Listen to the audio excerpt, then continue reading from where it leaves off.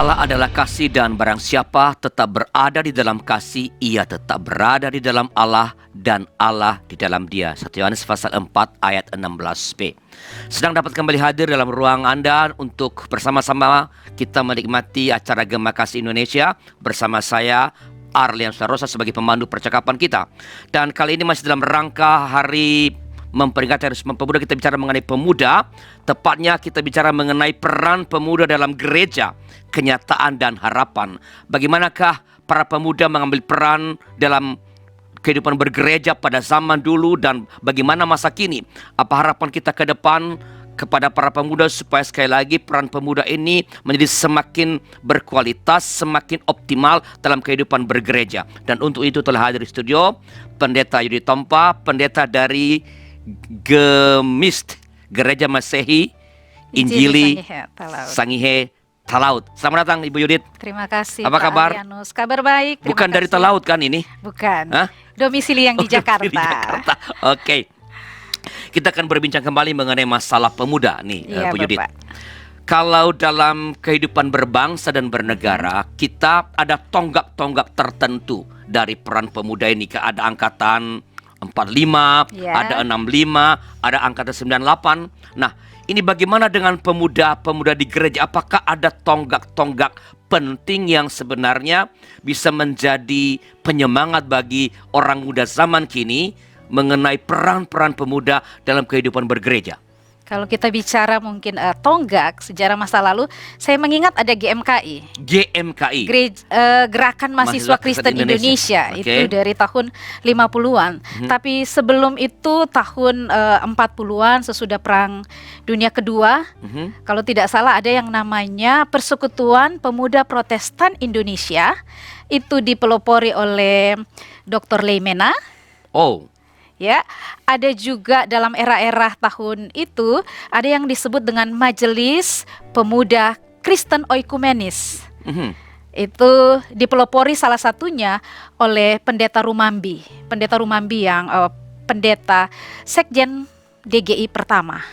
Jadi ada dua lembaga itu kalau berbicara tentang tonggak pemuda yang kemudian tahun 60-an Majelis Pemuda Kristen Indonesia itu oleh Komisi Pemuda PGI, saat itu disebut DGI, dibubarkan dan digabungkan menjadi satu lembaga pemuda yang kita kenal GAMKI, Gerakan Angkatan Muda Kristen. jadi GAMKI itu cikal bakalnya adalah dari Persekutuan Pemuda Protestan Indonesia dan Majelis Pemuda Kristen Oikumenis. Itu awalnya. Iya.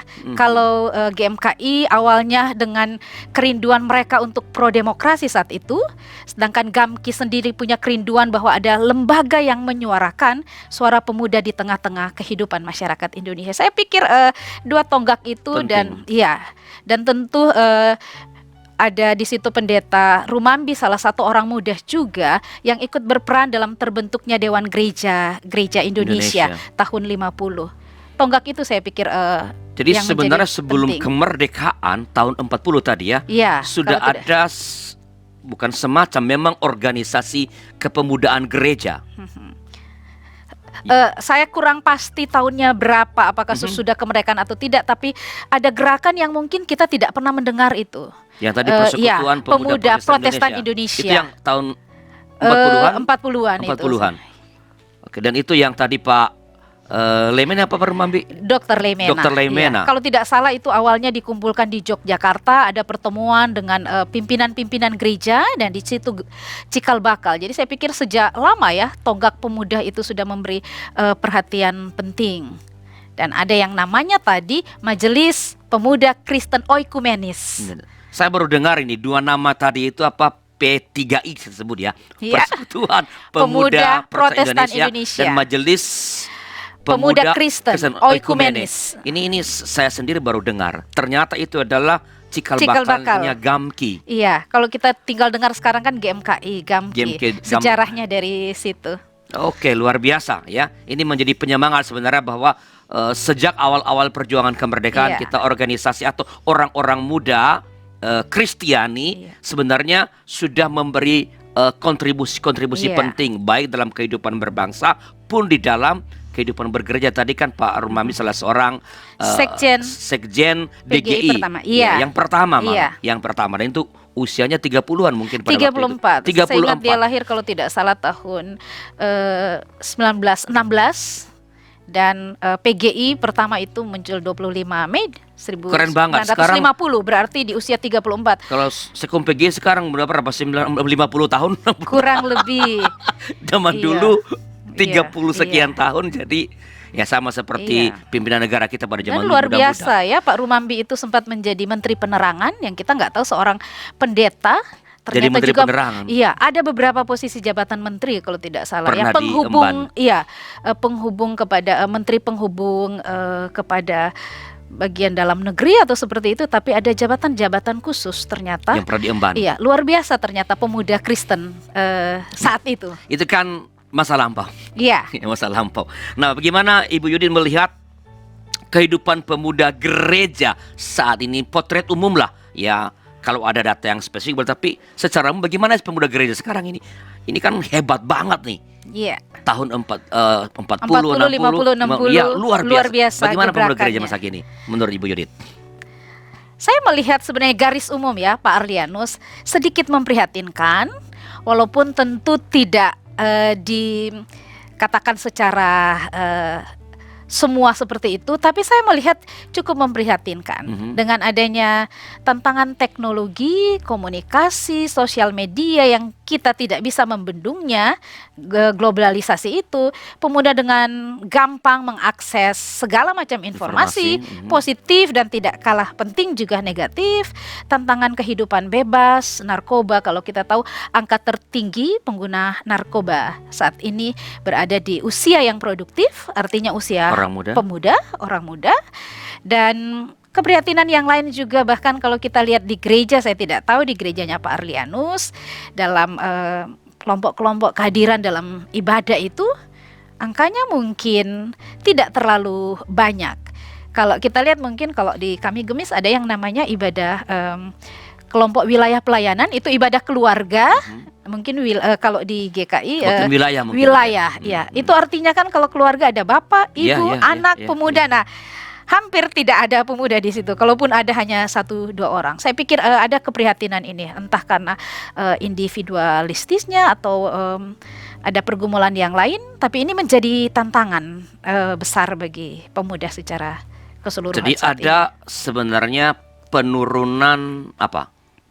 Keterlibatan, iya. Bukan Peran kualitas itu sendiri. ya? Bukan, kalau kualitas nggak kalah saya pikir ya. Ada begitu banyak orang yang luar biasa juga, tidak kalah penting.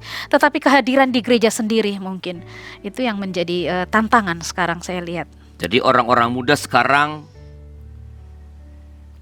tak terlalu berperan dalam kehidupan bergereja, begitu maksudnya? Kurang lebih untuk secara umum, walaupun kita melihat kalau peran strategis tentu ada, ya. Misalnya dia bertugas dalam gereja menjadi pemain musik misalnya, atau pemandu lagu, operator LCD, dia dilibatkan atau dalam kepanitiaan. Tetapi mau mencari yang sesuatu yang greget seperti dulu, mungkin tidak ada data juga, tetapi saya melihat agak menurun hal seperti itu. Mungkin dalam kemajelisan kita bisa lihat juga gereja-gereja tertentu hadir orang muda, tetapi mungkin jumlahnya juga tidak signifikan. Kalau ada paling dia menjabat sebagai majelis karena membidangi komisi pemuda misalnya.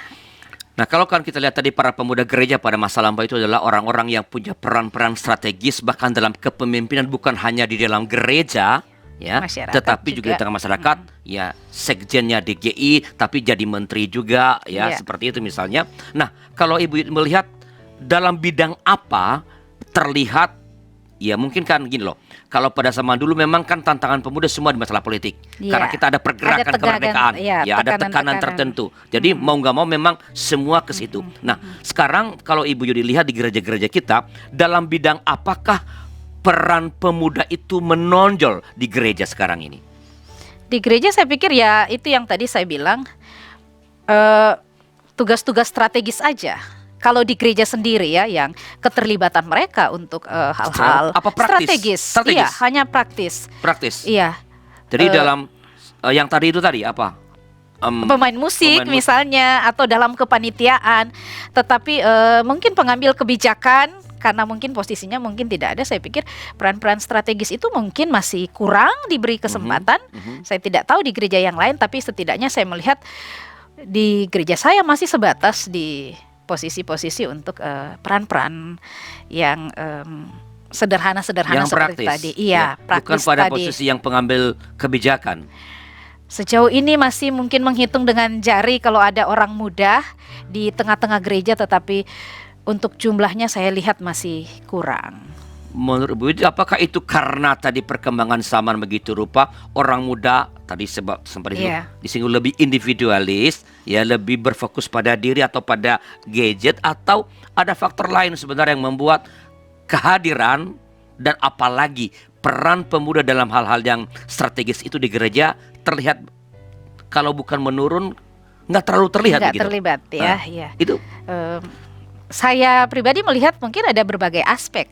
Kemungkinan tidak diberi ruang pemuda itu di tengah-tengah gereja, atau diberi ruang tetapi kurang didorong misalnya, atau pemuda sendiri tidak melihat bahwa dia ke gereja itu mendapat bahwa gereja ini memberikan peluang bagi dia untuk mengembangkan minatnya, atau gereja juga mungkin kurang mampu melihat apa yang dibutuhkan oleh pemuda. Selain tadi pergumulan pribadi pemuda itu sendiri, individualistis mungkin, atau kurang keterlibatan karena sibuk dengan pekerjaan, atau kurang interest animo dia untuk ke gereja. Tetapi ada kemungkinan juga karena gereja kurang memberi dukungan, kurang memfasilitasi pemuda itu sendiri di dalam mengembangkan potensi-potensinya. andaikan misalnya semua berjalan mulus nih, kesempatan ada dan pemuda bergiat juga, di gereja itu di bagian manakah atau dalam bidang apakah semestinya para pemuda itu jauh lebih bisa memberi peran yang lebih signifikan dalam kehidupan bergereja misalnya. Andaikan MJ-nya memberi peluang dan pemuda bergerak, dalam bidang-bidang apa semestinya pemuda itu lebih mengambil peran begitu yang penting? Saya pikir pemuda di segala bidang Di akan segala sanggup. Iya. Karena dengan tantangan teknologi, komunikasi, pendidikan yang luar biasa yang mudah diakses, pemuda kita tidak kalah secara intelektual. Begitu banyak lulusan-lulusan dalam negeri, luar negeri, bergelar master, doktor, dan tidak kalah soal kualitas.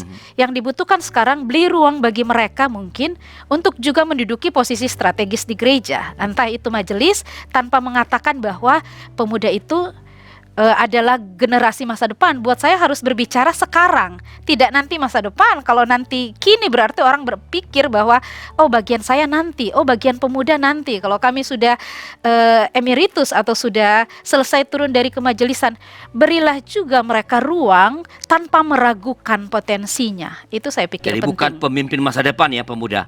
Kalau saya pikir sejak sekarang, kalau bicaranya masa depan makanya nanti terus, dan kesempatan itu menjadi berkurang untuk pemuda. Jadi semestinya sebenarnya para pemuda itu mesti diberi peran kepemimpinan juga pada saat ini, bukan nanti ke depan. Iya, karena regenerasi itu sangat penting. Oke. Harus diakui bahwa di gereja-gereja regenerasi itu kadang putus karena memberi kesempatan belajar sejak sekarang itu kadang tertutup atau sangat sedikit sekali. Jadi mandek karena tidak diberi kesempatan.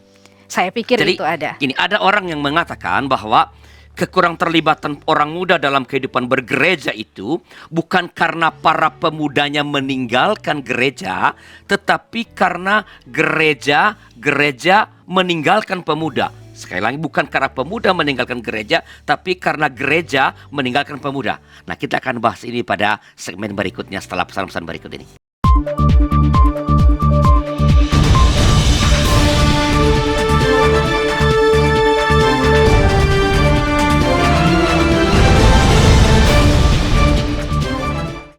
Terima kasih masih bersama kami dalam acara Gema Kasih Indonesia bersama saya Arlian Sularosa dan narasumber kita Ibu Pendeta Yodi Tompa, dan kita berbincang tentang peran pemuda dalam gereja, kenyataan dan harapan ya. Tadi kan saya mengatakan begini Bu, ada yang berpendapat bahwa kekurang terlibatan orang-orang muda dalam gereja bukan karena orang muda itu pergi meninggalkan gereja, tapi karena gereja meninggalkan orang muda. Gereja nggak peduli pada orang muda, gereja hanya peduli pada orang-orang dewasa. Mungkin orang-orang dewasa orang banyak uang begitu ya. Bisa jadi. Itu yang dilayani begitu. Nah, bagaimana pendapat Ibu mengenai hal ini? Kemungkinan itu ada karena perhatian mungkin lebih banyak difokuskan ya. Kalau ibadah-ibadah mungkin lebih banyak juga kalau kita lihat ibadah-ibadah khusus untuk orang dewasa. Dan orang muda perlu diberi ruang untuk itu, saya pikir. Selain menjembatani misalnya sekarang agar orang muda itu tidak lari, gereja-gereja tertentu telah memfasilitasi misalnya kalau ibadah mereka menyesuaikan dengan konteks yang ada mungkin dengan jiwa orang muda. Karena bisa jadi karena orang muda bilang, bagaimana dengan kondisi ibadah yang kontekstual, misalnya dengan alat-alat musik, ada band dan sejenisnya, dan ada gereja juga yang menutupi, oh tidak boleh. Kita tidak bisa menyalahkan juga kalau itu tidak difasilitasi oleh gereja. Saya pikir itu sangat penting juga memberi ruang bagi generasi muda, pemuda-pemuda di gereja agar mereka juga ikut terlibat di dalam memberi kontribusi untuk gereja itu sendiri. Jadi sinyalemen bahwa gereja itu berteriak tentang kurangnya orang muda, tapi pada saat yang sama mereka tidak terlalu care pada pemuda. Menurut Ibu Yudit, itu gejala umum di gereja-gereja kita di Indonesia. Saya pikir itu juga menjadi gejala umum. Karena suara pemuda juga harus didengarkan ya, memfasilitasi kebutuhan mereka. Jangan-jangan saya pikir pemuda itu tidak mendapat jalan keluar ketika mereka datang ke gereja, menyampaikan keluhan-keluhan mereka, tapi juga tidak hanya mendengar. Tapi kalau tidak salah ada gereja-gereja tertentu pemuda baru mau ngomong aja sudah ditutup, tidak diberi kesempatan. Mendengar masukan-masukan pemuda saya pikir itu sangat penting dan memfasilitasi mereka, mendorong mereka terus. Kalau mereka merasa didengar, diterima, saya pikir mereka akan hadir dan berkontribusi banyak untuk gereja. Apakah tadi yang terakhir mengatakan bahwa apakah pemberitaan gereja dan program-program gereja sebenarnya tidak terlalu relevan bagi orang-orang muda? Saya pikir itu bisa menjadi alasan juga.